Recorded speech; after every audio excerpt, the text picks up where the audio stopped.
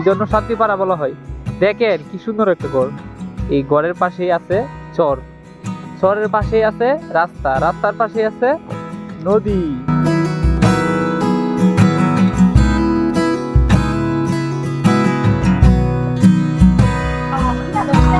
আমাদের এখানে প্রতিটা বাড়ি বাড়িতে কিন্তু টিক্কা ময়না আছে, একটা করে টিক্কা ময়না, যেগুলো টিক্কা ময়না কথা বলে। আমাদের ঘরে কিন্তু একটা আছে, দেখছেন যে একটু আগে দেখালাম, এই বাড়িতে একটা আছে। হ্যাঁ মারুফ,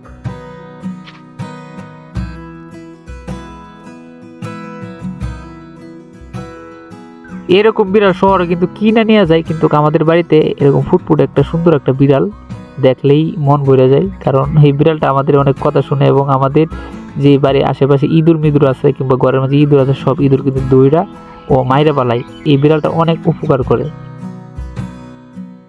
হ্যাঁ খেলতে রস এত নাম কি থাকো? মাসুম। মাসুম ভালো করে কল লাগবো, মোহাম্মদ মাসুম।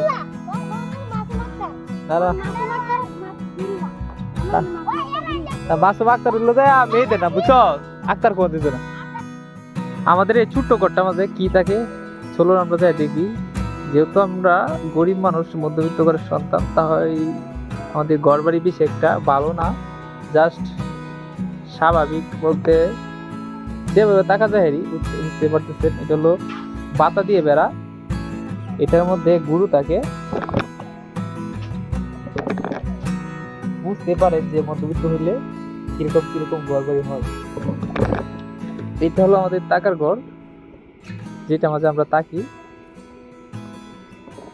পরিবেশটা আসলেই ঠান্ডা আমাদের এখানে, কারণ গ্রাম এলাকার বাড়ি নীরব এবং একদম।